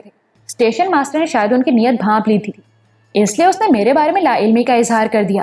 اگر میں انہیں مل جاتی تو وہ مجھے قتل کر دیتے۔ دوسرے دن جب چودھری سعادت کو پتا چلا کہ اس رات میں اسٹیشن ماسٹر کے گھر ہی تھی تو اسی رات اس نے اپنے آدمیوں کے ذریعے اسٹیشن ماسٹر کے کوارٹر کو آگ لگا کر دونوں میاں بیوی کو زندہ جلا دیا۔ اگر آپ 5 سال پہلے اس تھانے میں تھے تو آپ کو بھی معلوم ہوگا کہ چودھری سعادت نے اسٹیشن ماسٹر عبدالغنی کی بیوی راجدہ کے ساتھ دست درازی کی کوشش کی تھی۔ اس کی مزاحمت پر چودھری نے اسے اٹھا کر کھولتے ہوئے کڑھاؤ میں پھینک دیا تھا۔ وہ بچ تو گئی تھی، لیکن اس کی حالت مردوں سے بدتر تھی۔ چودھری کو اس بات کا غصہ تھا کہ اسٹیشن ماسٹر نے اس رات مجھے اپنے گھر میں پناہ کیوں دی تھی۔ دوسرا روز چودھری کے ایک گرگے عبدالرحمان نے کھیتوں میں مجھ پر چاقو سے حملہ کرنے کی کوشش کی تھی، لیکن اسے سانپ نے ڈس لیا اور یہی وہ شخص تھا جس نے اس رات پہلے اسٹیشن ماسٹر کے گھر کو آگ لگا کر ان دونوں میاں بیوی کو زندہ جلا دیا تھا۔ میرے پاس اس کا ثبوت موجود ہے۔ انسپیکٹر خاموشی سے اس کی باتیں سن رہا تھا۔ اس کے چہرے کے تاثرات بدل رہے تھے۔ پہلے تو وہ یہی سمجھا تھا کہ یہ لڑکی جوش رقابت میں الزامات عائد کر رہی ہے، لیکن نایاب کی باتوں سے اسے اندازہ ہو گیا تھا کہ اس کی معلومات خاصی وسیع ہیں۔ کیسا ثبوت؟ اس نے پوچھا۔ میرے پاس ایک ایسا آدمی موجود ہے جس نے ڈھاٹا بندھا ہوا ہونے کے باوجود اس رات عبدالرحمان کو پہچان لیا تھا۔ وہ اپنے گھوڑے پر سوار تھا جس کی دائیں ٹانگ پر گھٹنے سے اوپر اور عیال کے بال کالے ہیں۔ وہ گھوڑا اب بھی چودھری کے طبیلے میں موجود ہے، نایاب نے کہا۔ اور وہ آدمی کون ہے؟ انسپیکٹر بولا۔ اگر ایسا کوئی گواہ موجود ہے تو ہم اس کی گواہی کی روشنی میں اثر نو تفتیش کرنے کو تیار ہیں۔ اسٹیشن کا پوائنٹس مین، نایاب نے جواب دیا۔ وہ اس رات دفتر میں سو رہا تھا۔ آگ لگانے سے پہلے ان لوگوں نے دفتر کے دروازے کو باہر سے کنڈا لگا دیا تھا۔ اس نے کھڑکی سے یہ سب کچھ دیکھا تھا۔ لیکن اس نے ہمیں تو گھوڑے کے بارے میں کچھ نہیں بتایا تھا، انسپیکٹر بولا۔ اس سے اس قسم کی کوئی بات نہیں پوچھی گئی تھی، نایاب نے کہا۔ آپ دوبارہ اس کا بیان لیں تو وہ آپ کو سب کچھ بتا دے گا۔ مجھے افسوس ہے بیوی، انسپیکٹر نے کہا۔ اب ہم اسٹیشن کے اس پوائنٹس مین کا بیان نہیں لے سکتے۔ کیوں؟ نایاب نے اسے گھورا۔ آج صبح سویرے کسی نے اسے گولی مار کر ہلاک کر دیا ہے، انسپیکٹر نے جواب دیا۔ ہمیں 1 گھنٹہ پہلے اطلاع ملی تھی۔ میرے 2 آدمی وہاں جا چکے ہیں اور اب میں بھی وہاں جانے والا تھا۔ نایاب سناٹے میں آ گئی تھی۔ یہ کب کی بات ہے؟ وہ ہکلا کر رہ گئی۔ آج صبح 6 بجے کی، انسپیکٹر نے جواب دیا۔ اس کی بیوی کے بیان کے مطابق وہ اسٹیشن پر جانے کے لیے عام طور پر صبح 6:30 بجے گھر سے نکلتا تھا، لیکن آج صبح 6 بجے کسی نے اسے آواز دی۔ وہ سمجھا کہ شاید اسٹیشن ماسٹر نے آواز دی ہے۔ وہ اس وقت ناشتہ کر رہا تھا، اٹھ کر باہر چلا گیا۔ اس کے 2 منٹ بعد گولیاں چلنے اور چیخنے کی آواز سنائی دی۔ اس کی بیوی دوڑ کر باہر آئی تو اس کا شوہر خون میں لت پت دروازے کے سامنے زمین پر پڑا تھا۔ اس کے سر اور سینے میں گولیاں لگی تھیں۔ اس کی بیوی مدد کے لیے چیخنے لگی، لیکن وہاں کوئی نہیں تھا جو اس کی مدد کرتا، سوائے اس اسٹیشن ماسٹر کے جو اپنے دفتر میں سو رہا تھا۔ گولیوں کی آواز سن کر وہ جاگا تھا۔ پھر پوائنٹس مین کی بیوی کے چیخنے کی آوازیں سن کر باہر آیا تو اس وقت تک پوائنٹس مین ختم ہو چکا تھا۔ اسٹیشن اس وقت سنسان پڑا تھا۔ پہلی ٹرین صبح 8 بجے آتی ہے اور جن لوگوں نے اس ٹرین پر جانا ہوتا ہے وہ 7:30 بجے کے لگ بھگ وہاں پہنچنا شروع ہوتے ہیں، لیکن 7:15 بجے کے قریب علی پور کا ایک آدمی سائیکل پر وہاں پہنچ گیا۔ اس کا کوئی رشتہ دار 8 بجے کی ٹرین سے آنے والا تھا۔ اسٹیشن ماسٹر نے اسے اطلاع دینے کے لیے یہاں بھیج دیا۔ اسٹیشن ماسٹر نے یہ رکا بھیجا تھا جس میں اس نے لکھا ہے کہ کسی نامعلوم شخص نے اسٹیشن کے پوائنٹس مین عبد الرشید کو گولی مار کر ہلاک کر دیا ہے۔ یہ دیکھیے، اس کا رکا میرے پاس موجود ہے۔ اس نے میز پر پیپر ویٹ کے نیچے رکھا ہوا ایک کاغذ اٹھا کر اس کی طرف بڑھا دیا۔ انسپیکٹر صاحب، نایاب نے اس کاغذ پر سرسری نظر ڈالنے کے بعد کہا، پوائنٹس مین عبد الرشید کے قتل میں بھی چودھری سعادت کا ہاتھ ہو سکتا ہے۔ دیکھیں بی بی، انسپیکٹر نے اس کے چہرے پر نظریں جماتے ہوئے کہا، یہ معاملہ ایک قتل کا ہے۔ کسی کو شبہ میں پکڑنے سے پہلے بھی ہم 10 دفعہ سوچتے ہیں، اور پھر آپ جس شخص پر الزام لگا رہی ہیں وہ اس علاقے کا معزز زمیندار ہے۔ اگر یہ الزام جھوٹا ثابت ہوا تو اس کی طرف سے رد عمل آپ کے لیے خطرناک ثابت ہو سکتا ہے، اور غلط اطلاع دینے پر آپ کے خلاف قانونی کارروائی بھی ہو سکتی ہے۔ اس لیے آپ جو بھی کہنا چاہتی ہیں سوچ سمجھ کر کہیے۔ میں بہت سوچ سمجھ کر بات کر رہی ہوں، نایاب نے کہا۔ بات دراصل یہ ہے کہ کل میں اسٹیشن پر گئی تھی اور یہ ساری تفصیل مجھے پوائنٹس مین عبد الرشید نے ہی بتائی تھی۔ اس نے کہا تھا کہ وہ گھڑ سوار کا چہرہ نہیں دیکھ سکا تھا، لیکن شعلوں کی روشنی میں اس نے گھوڑے کو دیکھا تھا۔ اس نے گھوڑے کی جو نشانی بتائی میں نے اسے چیک کیا۔ کل شام 5 بجے کے قریب وہ گھوڑا میں نے چودھری کے ایک ملازم رمضان کے پاس دیکھا تھا۔ اس نے بتایا تھا کہ وہ گھوڑا عبد الرحمان کا تھا۔ میں نے اس سے چند سوال بھی کیے تھے۔ اس نے وہ باتیں چودھری سعادت کو بتائی ہوں گی، اور چودھری سعادت صورتحال کو سمجھ گیا۔ اس نے پوائنٹس مین عبد الرشید کو مروا دیا کہ نہ وہ زندہ رہے گا اور نہ پولیس کو کوئی بیان دے گا۔ وہ گھوڑا اب بھی چودھری سعادت کے طبیلے میں موجود ہے۔ اگر آپ اپنی تفتیش میں اس بات کو مد نظر رکھیں تو عبد الرشید کے قاتل تک پہنچنا آپ کے لیے زیادہ مشکل نہیں ہوگا۔ اگر یہ بات آپ کو کل ہی معلوم ہو گئی تھی تو آپ نے کل اطلاع کیوں نہیں دی؟ انسپیکٹر نے اسے گھورا۔ میں کل یہاں آنا چاہتی تھی مگر ملک صاحب نے مجھے نہیں آنے دیا۔ اگر میں انہیں یہاں آنے کی وجہ بتا دیتی تو وہ مجھے نہ روکتے، نایاب نے جواب دیا۔ ٹھیک ہے بی بی، انسپیکٹر کہتے ہوئے کرسی سے اٹھ گیا۔ میں آپ کی بتائی ہوئی باتوں کو ذہن میں رکھوں گا، لیکن آپ بھی ایک بات کا خیال رکھیے، مجھے کسی حد تک آپ کے اور چودھری فیملی کے تنازعات کا علم ہے۔ آپ لوگوں کے مابین مقدمے بازی ہو رہی ہے۔ اس قسم کی باتیں آپ کے لیے نقصان دہ ہو سکتی ہیں۔ وہ لوگ آپ کے خلاف کسی قسم کی کارروائی بھی کر سکتے ہیں۔ مشورے کا شکریہ، نایاب نے بھی کرسی چھوڑ دی۔ ویسے میرے خلاف بہت کچھ ہو رہا ہے۔ جس رات میں یہاں آئی تھی اسی رات مجھے تلاش کیا جا رہا تھا۔ وہ تو اسٹیشن ماسٹر عبد الغنی کی عقل مندی تھی جس سے میں تو بچ گئی، لیکن اس کی پاداش میں ان دونوں میاں بیوی کو اپنی جانوں سے ہاتھ دھونے پڑے۔ پھر عبد الرحمان نے مجھ پر چاقو سے حملہ کرنے کی کوشش کی مگر اسے سانپ نے ڈس لیا۔ اس کے بعد بھی مجھے دھمکیاں مل رہی ہیں کہ میں یہ گاؤں چھوڑ کر چلی جاؤں، لیکن میں بزدل نہیں ہوں۔ کیا آپ ان دھمکیوں کے حوالے سے کوئی رپورٹ درج کرانا چاہتی ہیں؟ انسپیکٹر نے پوچھا۔ نہیں، نایاب نے مسکراتے ہوئے نفی میں سر ہلا دیا۔ لیکن میں 1-2 روز میں اعلیٰ حکام کو یہ درخواست دینے والی ہوں کہ میرے شوہر کے قتل کی تفتیش از سر نو کی جائے۔ بہرحال شکریہ، میں نے آپ کا وقت لیا، اس کے لیے بھی معذرت۔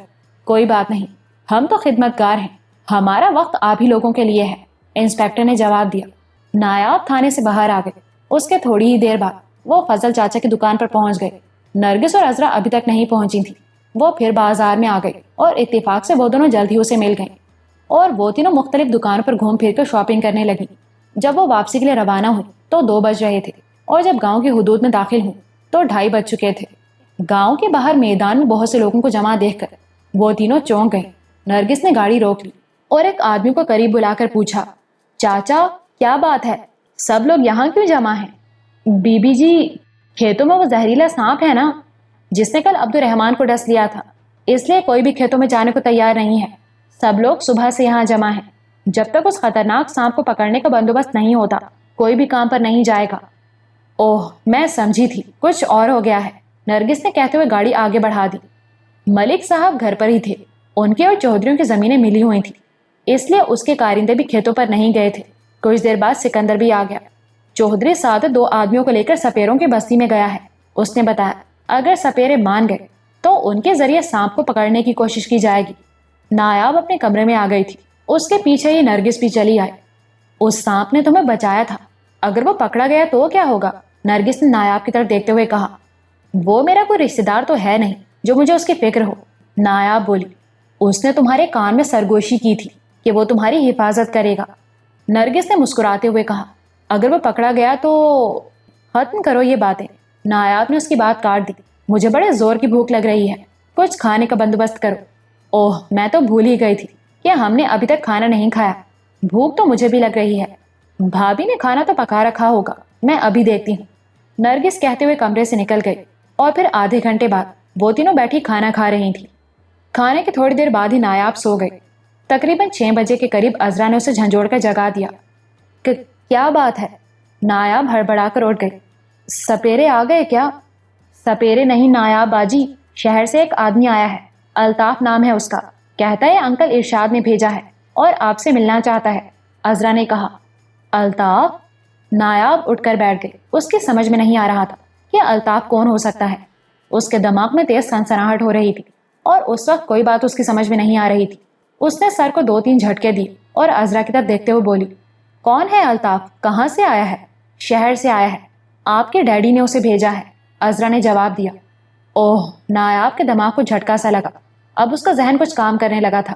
الطاف اس کے والد کا گھریلو ملازم تھا. اسے بٹھاؤ، میں منہ ہاتھ دھو کر آ رہی ہوں. وہ بیڈ سے اتر کر کھڑی ہو گئی.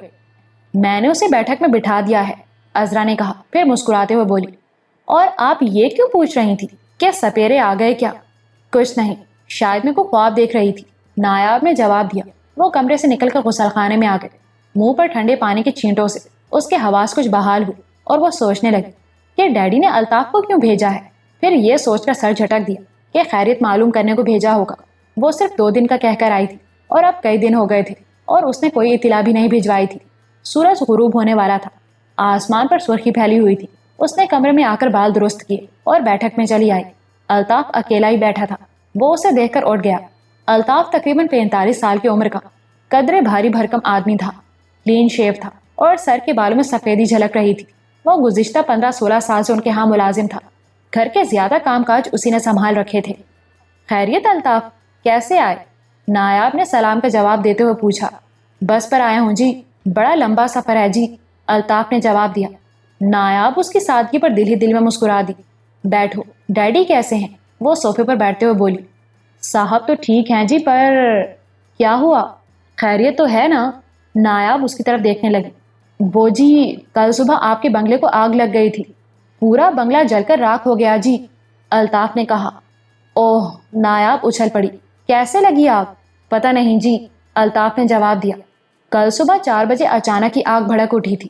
پولیس والے کہتے ہیں کہ آگ بجلی کے شارٹ سرکٹ سے لگی تھی، مگر پڑوسن کا کہنا ہے کہ آگ اتفاق سے نہیں لگی بلکہ لگائی گئی تھی. پڑوسیوں نے پیٹرول کی بو محسوس کی تھی. صاحب نے پولیس میں رپورٹ لکھوا دی ہے اور آپ کو فوراً بلوایا ہے. صاحب آپ کی طرف سے بھی پریشان ہیں، آپ نے بھی اپنے بارے میں کوئی اطلاع نہیں بھجوائی. مجھے اطلاع بھجوانے کا موقع نہیں ملا، نایاب نے کہا. شکور کہاں تھا؟ اسے میں بنگلے کی دیکھ بھال کے لیے کہہ کر آئی تھی. شکور اس روز رات کا کھانا کھا کر بنگلے پر چلا گیا تھا، لیکن پھر پتہ نہیں کہاں چلا گیا. پڑوس والے بنگلے کے ملازم نے بتایا تھا کہ شکور رات 11 بجے تک بنگلے کے گیٹ پر اس سے باتیں کرتا رہا. پھر وہ اندر چلا گیا تھا اور گیٹ وغیرہ بھی بند کر لیا تھا، لیکن اس کے بعد پتہ نہیں کہاں غائب ہو گیا. وہ آگ میں گر کر جل تو نہیں گیا؟ نایاب نے پوچھا. نہیں جی، الطاف نے جواب دیا. پولیس اور فائر بریگیڈ والوں نے ملبے میں اچھی طرح دیکھا تھا، اس کی لاش بھی نہیں ملی. بنگلے کا ملازم لاپتہ ہے اور پولیس کہتی ہے کہ آگ اتفاقیہ لگی ہے، نایاب بڑبڑائی. حالانکہ ایسی صورت میں پولیس کو سب سے پہلے اسی پر شبہ ظاہر کرنا چاہیے تھا. شکور ایسا نہیں کر سکتا جی، آپ جانتی ہیں کہ وہ بچپن ہی سے آپ کے گھر کی خدمت کرتا رہا ہے. اسے تو آپ کے ہاں رہتے ہوئے 20-22 سال ہو چکے ہیں جی. آپ کی تو ساری زندگی اس کے ساتھ گزری ہے، آپ اسے اچھی طرح جانتی ہیں جی. اس نے تو گھر میں کبھی ایک پیسے کا نقصان نہیں کیا. وہ ایسا نہیں کر سکتا جی۔ میں یہ نہیں کہہ رہی کہ آگ اس نے لگائی ہوگی، نایاب نے کہا، لیکن اس کے غائب ہو جانے سے پولیس کو سب سے پہلا شبہ اسی پر ہونا چاہیے تھا۔ یا پھر یہ بھی سوچا جا سکتا ہے کہ… وہ بات کرتے کرتے رک گئی، پھر بولی، ٹھیک ہے، میں کل تمہارے ساتھ چلوں گی۔ نایاب کافی دیر تک اس سے باتیں کرتی رہی، پھر اٹھ کر باہر آ گئی۔ اس کے چہرے کے تاثرات دیکھ کر سکینہ سمجھ گئی کہ کوئی گڑبڑ ضرور ہے۔ کیا بات ہے نایاب، گھر میں خیریت تو ہے نا؟ سکینہ نے پوچھا۔ کل بنگلے کو کسی نے آگ لگا دی، سب کچھ جل کر راکھ ہو گیا، نایاب نے جواب دیا۔ ہائے اللہ، سکینہ ہاتھ ملنے لگی۔ کس نے لگائی آگ، کچھ پتا چلا؟ نہیں بھابھی، نایاب نے جواب دیا۔ پولیس کا کہنا ہے کہ آگ اتفاقی طور پر لگی تھی، جبکہ پڑوسیوں کا کہنا ہے کہ جب آگ لگی تو انہوں نے پیٹرول کی بو محسوس کی تھی۔ ہمارا وہ ملازم بھی لاپتہ ہے جسے بنگلے کی دیکھ بھال کے لیے وہاں رکھا گیا تھا۔ کہیں ایسا تو نہیں کہ وہی آگ لگا کر بھاگ گیا ہو؟ سکینہ بولی۔ نہیں بھابھی، شکور بچپن سے ہمارے گھر پر پلا بڑھا ہے، وہ ایسا نہیں کر سکتا۔ بہرحال یہ تو وہیں جا کر پتا چلے گا کہ اصل صورتحال کیا ہے، نایاب نے کہا۔ نرگس اور عذرا بھی اس کے پاس آ کر کھڑی ہو گئی۔ بنگلے میں آتش زدگی کا سن کر وہ بھی تعصب کا اظہار کرنے لگی۔ تقریباً آدھے گھنٹے بعد ملک صاحب اور سکندر بھی آ گئے۔ انہیں سانحے کا پتہ چلا تو وہ بھی افسوس کا اظہار کرنے لگے۔ الطاف کے لیے 7 والے مکان میں شب بسری کا بندوبست کر دیا گیا۔ رات کا کھانا کھا کر وہ تو سونے کے لیے اس مکان میں چلا گیا۔ نایاب وغیرہ ملک صاحب والے کمرے میں بیٹھے رات دیر تک باتیں کرتے رہے۔ نایاب کو یقین تھا کہ اس کے بنگلے کو آگ باقاعدہ منصوبے کے تحت لگائی گئی تھی اور اس میں یقیناً چودھریوں کا ہاتھ تھا۔ چودھری سعادت اس سے خار کھائے بیٹھا تھا۔ ایک تو ان میں جائیداد کے لیے مقدمہ چل رہا تھا اور دوسرے وہ کئی روز سے یہاں آئی ہوئی تھی اور بقول شخص سے سعادت کے سینے پر مونگ ڈل رہی تھی۔ اس نے یہاں بھی نایاب کے خلاف 1-2 انتقامی کاروائیاں کی تھیں، مگر اسے ناکامی ہی کا منہ دیکھنا پڑا تھا۔ یہاں اس کا بس نہیں چلا تھا تو اس نے شہر والے بنگلے کو آگ لگا دی۔ شہر میں بھی اس کے آدمی موجود تھے، اس مقصد کے لیے کسی کو یہاں سے بھی بھیجا جا سکتا تھا۔ بہرحال اصل صورتحال کا علم تو شہر پہنچ کر ہی ہوتا۔ ملک صاحب اور سکندر کا بھی یہی خیال تھا کہ بنگلے کو آگ جان بوجھ کر لگائی گئی تھی اور اس میں چودھری سعادت کا ہاتھ ہو سکتا ہے۔ رات 12 بجے کے قریب نایاب عذرا اور نرگس کے ساتھ اپنے کمرے میں آ گئی۔ وہ دونوں بہنیں تو تھوڑی دیر بعد سو گئیں، مگر نایاب جاگتی رہی۔ کوشش کے باوجود اسے نیند نہیں آ رہی تھی۔ وہ بار بار سعادت کے بارے میں سوچ رہی تھی۔ نایاب کو اچھی طرح معلوم تھا کہ اس کی شادی سے لے کر اب تک سعادت کا کردار منفی رہا تھا۔ اس نے شادی کی سب سے زیادہ مخالفت کی تھی اور شادی کے بعد بھی وہی سب سے زیادہ مخالفت کرتا رہا تھا۔ گو کہ چودھری امانت علی بھی شروع ہی سے شادی کی مخالفت کرتا رہا تھا۔ البتہ 1-2 مواقع ایسے آئے تھے جب اندازہ ہوا تھا کہ وہ بیٹے کی خوشی کی خاطر اس شادی کو قبول کر لے گا، مگر یہ چودھری سعادت ہی تھا جس نے ہر موقع پر ماں باپ کو چھوٹے بھائی کے خلاف بھڑکایا تھا اور ان کے دلوں میں نایاب کے لیے بھی نفرت پیدا کی تھی۔ اس جیسے شخص سے کبھی خیر کی توقع نہیں کی جا سکتی تھی۔ نایاب وہ بنگلہ قانونی طور پر اپنے نام منتقل کروا چکی تھی، جس کا ان لوگوں کو بہت دکھ ہوا تھا۔ عدالت میں چلنے والے مقدمے کی صورتحال کا بھی انہیں کچھ اندازہ ہو چکا تھا کہ فیصلہ ان کے حق میں نہیں ہوگا، اس لیے چودھری سعادت اوچھی حرکتوں پر اتر آیا تھا۔ وہ اسے زیادہ سے زیادہ نقصان پہنچانا چاہتا تھا۔ یہی سب کچھ سوچتے ہوئے نایاب کو رات بھر نیند نہیں آ سکی۔ ملک صاحب اور سکندر صبح 6 بجے جب کھیتوں پر گئے تو نایاب اس وقت بھی جاگ رہی تھی۔ صبح 7 بجے کے قریب نرگس اور عذرا بھی اٹھ کر کمرے سے چلی گئی تھیں۔ نایاب بھی اس وقت اٹھنا چاہتی تھی، لیکن اس کی آنکھیں بند ہونے لگیں۔ اس نے رات ہی کو بتا دیا تھا کہ آج وہ شہر واپس چلی جائے گی، اور وہ اٹھ کر تیار ہونے کے بارے میں سوچ رہی تھی کہ آنکھ لگ گئی، اور پھر اسے یوں محسوس ہوا جیسے فضا میں بین کی آواز گونج رہی ہو۔ وہ شاید کوئی خواب دیکھ رہی تھی۔ بین کی آوازیں چاروں طرف سے سنائی دے رہی تھیں۔ کبھی یہ آوازیں تیز ہو جاتیں اور کبھی بہت دور سے آتی ہوئی محسوس ہوتیں، اور پھر نایاب ایک دم ہڑبڑا کر اٹھ گئی۔ چند منٹ کے لیے اس کی آنکھ لگ گئی تھی۔ رات بھر جاگتے رہنے سے اس کے دماغ میں سنسناہٹ ہو رہی تھی۔ اس نے سر کو 1-2 جھٹکے دیے۔ بین کی آواز اب بھی سنائی دے رہی تھی۔ لگتا تھا جیسے بیک وقت بہت سی بینے بج رہی ہوں، اور پھر دفتن وہ اچھل پڑی۔ رات کو سکندر نے بتایا تھا کہ چودھری سعادت سپیروں کی بستی میں بات کر کے آیا تھا، اور سپیروں اس خطرناک سانپ کو پکڑنے کے لیے صبح ہی پہنچ جائیں گے۔ نایاب ایک جھٹکے سے بیڈ سے اتر آئی۔ اس نے چپل پہنی اور کمرے سے باہر آ گئی۔ برآمدے میں رک کر وہ ادھر ادھر دیکھنے لگی۔ بین کی آوازیں اب واضح طور پر سنائی دے رہی تھیں۔ نرگس اس وقت باورچی خانے میں تھی۔ وہ باہر نکلی تو نایاب اس کی طرف توجہ دیے بغیر حویلی کے پھاٹک کی طرف چلنے لگی۔ نرگس نے اسے آواز بھی دی مگر نایاب نے مڑ کر نہیں دیکھا اور پھاٹک کا ذیلی دروازہ کھول کر باہر نکل گئی۔ وہ گلیوں میں تیز تیز چلتی ہوئی گاؤں سے باہر آ گئی۔ میدان میں بہت سے لوگ جمع تھے، بچے بھی تھے اور ایک طرف عورتیں بھی کھڑی تھیں۔ بعض مکانوں کی چھتوں پر بھی عورتیں نظر آ رہی تھیں۔ نایاب ادھر ادھر دیکھے بغیر چلتی رہی۔ میدان میں سے گزر کر وہ جیسے ہی آگے بڑھی، ایک دو آدمیوں نے اسے روکنے کی کوشش کی۔ چھوٹی بی بی، آگے مت جائیے، سپیرے اس خطرناک سانپ کو پکڑنے کی کوشش کر رہے ہیں جس کے کاٹے سے انسان کی لاش بھی جل کر راکھ بن جاتی ہے۔ مگر نایاب نے کسی کی بات پر توجہ نہیں دی۔ وہ اس طرح چل رہی تھی جیسے کوئی پراسرار قوت اسے کشاں کشاں لیے جا رہی ہو۔ ایک درخت کے نیچے چارپائی پر چودھری سعادت بھی اپنے 3-4 آدمیوں کے ساتھ بیٹھا ہوا تھا۔ ان میں سے ایک کے پاس بندوق بھی تھی۔ انہوں نے نایاب کی طرف دیکھا مگر کسی نے اسے روکنے کی کوشش نہیں کی بلکہ معنی خیز نظروں سے ایک دوسرے کی طرف دیکھنے لگے۔ 15-20 سپیرے تھے جو کھیتوں میں پگڈنڈیوں پر گھومتے ہوئے بین بجا رہے تھے۔ ہر طرف بین کی آوازیں گونج رہی تھیں۔ نایاب کھیت کے کنارے پر پہنچی ہی تھی کہ ملک سکندر ایک طرف سے دوڑتا ہوا آیا اور اس نے نایاب کا بازو پکڑ لیا۔ پاگل ہو گئی ہو کیا؟ وہ اسے روکنے کی کوشش کرتے ہوئے بولا۔ دیکھ نہیں رہی سپیرے بین بجا رہے ہیں، یہاں ایک نہیں کئی سانپ نکل آئیں گے اور وہ سانپ بھی انہی کھیتوں میں موجود ہے جس نے عبد الرحمن کو کاٹا تھا۔ تم اس طرف کیوں آئی ہو؟ واپس چلو۔ نایاب نے گردن گھما کر سکندر کی طرف دیکھا۔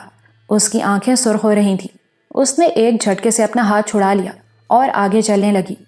سکندر نے حیرت سے اس کی طرف دیکھا اور پھر تیزی سے آگے بڑھ کر اس کا ہاتھ پکڑ لیا۔ نایاب، تمہارا دماغ تو خراب نہیں ہو گیا؟ واپس چلو یہاں سے۔ نایاب نے اس مرتبہ پھر جھٹکا دے کر اپنا ہاتھ چھڑا لیا اور کھیت میں گھس کر پگڈنڈی پر دوڑنے لگی۔ سکندر چند لمحے اپنی جگہ پر کھڑا حیرت سے اس کی طرف دیکھتا رہا، پھر وہ بھی اس کے پیچھے دوڑ پڑا۔ نایاب کھیتوں میں دوڑتی رہی۔ سکندر اس سے کئی گز پیچھے رہ گیا۔ وہ دوڑتے ہوئے سوچ رہا تھا کہ اس کا دماغ تو خراب نہیں ہو گیا جو وہ اس طرح کھیتوں میں دوڑتی جا رہی ہے۔ کھیتوں کے باہر میدان میں کھڑے ہوئے لوگ بھی حیرت سے یہ سب کچھ دیکھ رہے تھے۔ ان میں سے بھی بہت سے یہی سوچ رہے تھے کہ شاید چھوٹی بی بی کا دماغ خراب ہو گیا ہے۔ نایاب دوڑتی ہوئی اس چھوٹی سی ندی کے کنارے پر پہنچ گئی جس کے دوسری طرف ملک صلاح الدین کی اراضی شروع ہو جاتی تھی اور ایک کھیت کے برابر کلر زدہ بنجر اور ویران جگہ تھی جہاں اس روز اس نے سنہری سانپ کو نیولے سے بچایا تھا۔ اس بنجر کھیت میں 3 سپیرے مختلف جگہوں پر کھڑے بین بجا رہے تھے۔ ان تینوں کی نظریں ایک ہی جگہ مرکوز تھیں۔ ایک سپیرے نے نایاب کو اس طرف آتے ہوئے دیکھ لیا۔ نایاب ندی کے دوسری طرف تھی۔ وہ ندی میں اتر کر اس طرف آنے لگی تو وہ سپیرا بین منہ سے ہٹا کر چیخا، بی بی آگے مت آنا، پرا رہو، یہی وہ خطرناک سانپ ہے جس کی ہمیں تلاش تھی۔ نایاب اس کے چیخنے کی پرواہ کیے بغیر ندی میں سے نکل کر آگے بڑھتی رہی۔ اس دوران سکندر بھی دوڑتا ہوا وہاں پہنچ گیا۔ اس نے چھلانگ لگا کر ندی پار کی اور پھر اس طرح رک گیا جیسے زمین نے اس کے پیر پکڑ لیے ہوں۔ اس چھوٹے سے بنجر میدان کے وسط میں سنہری سانپ کنڈلی مارے بیٹھا تھا۔ اس کا پھن پھیلا ہوا تھا اور وہ اس طرح جھوم رہا تھا جیسے نشے میں ہو۔ دوسرے دونوں سپیرے مسلسل بین بجا رہے تھے۔ تیسرا سپیرا اب بھی چیخ چیخ کر نایاب کو دور رہنے کو کہہ رہا تھا۔ سکندر نے دوڑ کر نایاب کو پکڑنا چاہا مگر وہ اس کا ہاتھ جھٹک کر آگے بڑھ گئی اور پھر جو کچھ بھی ہوا وہ سکندر اور ان تینوں سپیروں کے لیے حیرت انگیز تھا۔ نایاب نے آگے بڑھ کر خونخوار نظروں سے سپیروں کی طرف دیکھا اور پھر جھک کر دونوں ہاتھوں سے اس سنہرے سانپ کو اٹھا لیا۔ سانپ کے منہ سے پھنکار سی نکلی اور وہ نایاب کے بازو سے لپٹتا چلا گیا۔ سپیرے بین بجانا بھول گئے۔ وہ پھٹی پھٹی سی نظروں سے نایاب کی طرف دیکھ رہے تھے۔ سکندر پر بھی سکتے کی سی کیفیت طاری تھی اور پھر ایک دم جیسے وہ ہوش میں آ گیا، دوسرے ہی لمحے وہ چیخا، نایاب بہن، یہ بہت زہریلا سانپ ہے، پھینک دو اسے۔ نایاب نے عجیب سی نظروں سے اس کی طرف دیکھا اور پھر وہ کھیتوں میں ایک طرف دوڑتی چلی گئی۔ پورا گاؤں کھیتوں کے قریب اسی میدان میں جمع ہو گیا تھا۔ سپیرے اب بھی کھیتوں میں بین بجاتے پھر رہے تھے۔ چند سپیروں نے کچھ سانپ پکڑے بھی تھے لیکن اصل شکار تو نکل گیا تھا۔ وہ 3 سپیرے کھیتوں سے باہر درخت کے نیچے چودھری سعادت کے سامنے کھڑے تھے اور اسے بتا رہے تھے کہ کس طرح سنہری رنگ کا ایک خوبصورت سانپ ان کے سامنے آیا تھا۔ وہ اسے گھیرے میں لے چکے تھے۔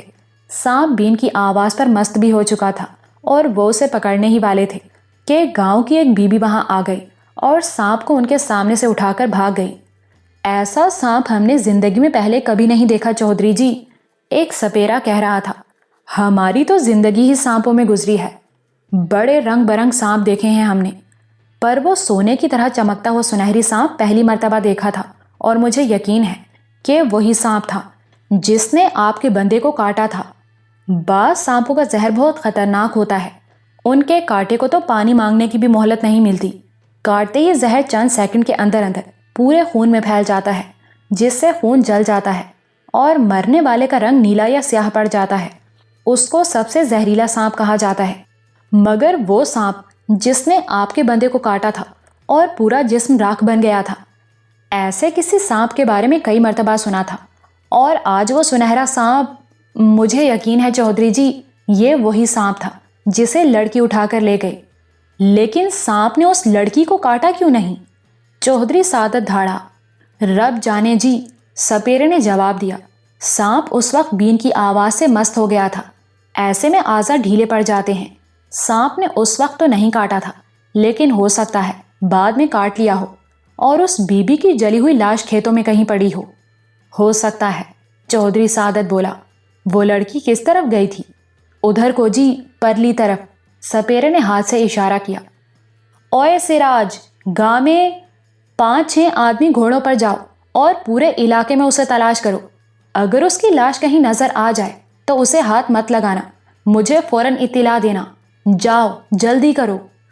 2 آدمی گھوڑے لینے کے لیے گاؤں کی طرف دوڑ گئے۔ اس وقت کچھ اور لوگ بھی وہاں جمع ہو گئے تھے۔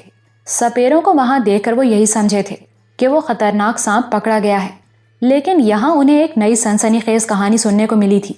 لوگوں نے نایاب کو کھیتوں کی طرف جاتے دیکھا تھا، اور یہ بھی دیکھا تھا کہ ملک سکندر اسے روکنے کی کوشش کر رہا تھا، مگر نایاب دوڑتی ہوئی کھیتوں کی طرف چلی گئی تھی۔ لوگوں کو سمجھنے میں دیر نہیں لگی کہ سپیرا جس لڑکی کی بات کر رہا تھا وہ نایاب ہی تھی۔ یہ بات جنگل کی آگ کی طرح پورے گاؤں میں پھیل گئی کہ چھوٹی بی بی وہ خطرناک سانپ پکڑ کر بھاگ گئی تھی جس کے کاٹے سے انسان کا جسم جل کر راکھ ہو جاتا ہے۔ گاؤں کے لوگ اپنا کام چھوڑ چھوڑ کر اس میدان میں جمع ہو رہے تھے۔ بہت ساری خواتین بھی جمع ہو گئی تھیں اور طرح طرح کی باتیں ہو رہی تھیں۔ لوگوں کی باتوں میں چودھری کی چھوٹی بہو کا حوالہ بھی دیا جا رہا تھا۔ 5-6 آدمی گھوڑوں پر سوار ہو کر کھیتوں میں نکل گئے تھے۔ چودھری سعادت چارپائی پر بیٹھا سپیروں سے باتیں کر رہا تھا۔ اس دوران دوسرے سپیرے بھی کھیتوں سے واپس آ گئے تھے۔ 1 گھنٹہ گزر گیا، گھڑ سواروں میں سے کوئی بھی واپس نہیں آیا تھا۔ وہ لوگ کھیتوں میں بہت دور نکل گئے تھے۔ کچھ اور لوگ بھی ہمت کر کے کھیتوں میں گھس گئے تھے۔ انہیں بھی توقع تھی کہ نایاب کی لاش کسی جگہ جلی ہوئی ملے گی۔ لوگ آہستہ آہستہ کھیتوں میں پھیلتے جا رہے تھے۔ بعض لوگ تو بہت دور نکل گئے تھے، لیکن نایاب نہ تو کہیں زندہ نظر آئی تھی اور نہ ہی کہیں اس کی لاش ملی تھی۔ وہ سنہرا سانپ بھی کسی کو دکھائی نہیں دیا تھا۔ ملک سکندر کے دماغ میں آندھیاں سی چل رہی تھیں۔ اس نے نایاب کو وہ خطرناک زہریلا سانپ اس طرح دونوں ہاتھوں سے اٹھاتے دیکھا تھا جیسے کوئی ماں اپنے بچے کو اٹھا کر گود میں سمیٹتی ہے، اور پھر وہ سانپ بل کھاتا ہوا اس کے بازو پر لپٹ گیا تھا۔ سکندر نے چیخ کر اسے سانپ پھینک دینے کو کہا تھا، مگر نایاب کھیتوں میں ایک طرف دوڑتی چلی گئی تھی۔ سکندر نے اس کے پیچھے بھاگنا چاہا تھا، مگر وہ اپنی جگہ سے 1 انچ بھی نہیں ہل سکا تھا۔ لگتا تھا جیسے زمین نے اس کے پیر پکڑ لیے ہوں۔ وہ اپنی جگہ بے حس و حرکت اور مبہوت سا کھڑا نایاب کو کھیتوں میں دوڑتے ہوئے دیکھ رہا تھا، اور جب وہ کینو والے باغ کے قریب پہنچ کر نگاہوں سے اوجھل ہو گئی تو سکندر کو بھی جیسے ہوش آ گیا۔ وہ تینوں سپیرے اپنی جگہ پر بے حس و حرکت کھڑے اسی طرف دیکھ رہے تھے۔ سکندر نے سپیروں کی طرف دیکھا اور پھر تیزی سے اسی طرف دوڑنے لگا جس طرف نایاب گئی تھی۔ وہ جلد ہی کینو والے باغ کے قریب پہنچ گیا۔ وہ کچھ دیر تک کھڑا ادھر ادھر دیکھتا رہا، پھر نایاب کو آوازیں دیتا ہوا باغ میں داخل ہو گیا۔ بہت بڑا باغ تھا۔ سکندر نے پورا باغ دیکھ ڈالا، لیکن نایاب کہیں نظر نہیں آئی، نہ ہی اس کی طرف سے کوئی جواب ملا تھا۔ سکندر باغ کی دوسری طرف نکل آیا۔ اس طرف بھی انہی کی زمینیں تھیں۔ وہ اوپر سے گھوم کر اپنے ڈیرے پر آ گیا۔ ملک صلاح الدین چارپائی پر لیٹا ہوا تھا اور رسول بخش زمین پر بیٹھا کوئی کام کر رہا تھا۔ ان دونوں کے علاوہ وہاں کوئی نہیں تھا۔ ملک صلاح الدین سکندر کو یہاں دیکھ کر اٹھ گیا۔ ابا جی، ادھر نایاب تو نہیں آئی؟ سکندر نے قریب پہنچ کر پوچھا۔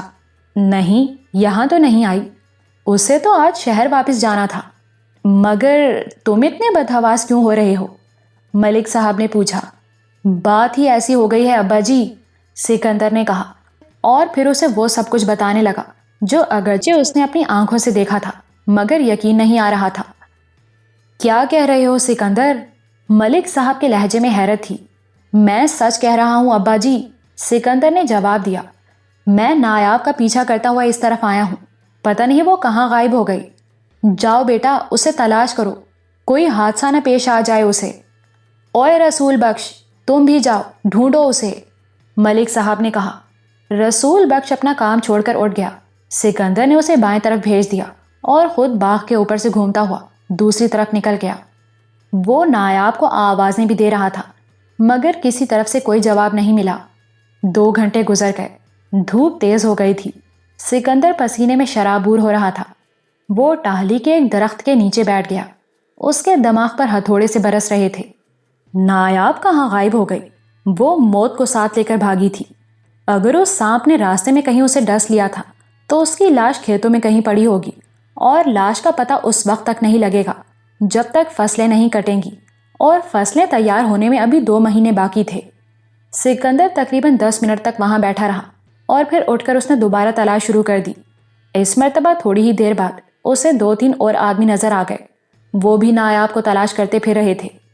کچھ پتہ چلا ملک جی چھوٹی بی بی کا؟ ایک آدمی نے پوچھا۔ نہیں یار، ملک سکندر کے لہجے میں مایوسی تھی، پتہ نہیں کہاں چلی گئی ہے، رب نہ کرے اسے سانپ نے کاٹ نہ لیا ہو، اس شخص نے کہا۔ وہ جی چودھری کہہ رہا تھا کہ چھوٹی بی بی بھی ناگن تھی جو انسان کے روپ میں آئی ہوئی تھی، اور وہ اپنے عاشق کو لے کر کھیتوں میں غائب ہو گئی ہے، ایک اور آدمی نے کہا۔ چودھری کی تو غیرت مر گئی ہے، ملک سکندر نے جواب دیا، اپنے ہی گھر کی عزت کو یوں رول رہا ہے۔ شاباش ہے ملک جی آپ کو اور آپ کے گھر والوں کو، پہلے آدمی نے کہا۔ دوسرے کی گھر کی عزت کو آپ نے اپنی عزت بنا رکھا ہے۔ سب کی بہو بیٹیاں اپنی ہی بہو بیٹیاں ہوتی ہیں، ملک سکندر نے کہا۔ پر اب کیا کریں، نایاب پتہ نہیں کہاں غائب ہو گئی ہے۔ چھوٹی بی بی کے لیے ہم پورا علاقہ کھنگال ڈالیں گے جی، وہی آدمی بولا۔ آپ فکر نہ کریں، ہم اسے ڈھونڈ کر ہی دم لیں گے۔ اور تلاش ایک بار پھر شروع ہو گئی۔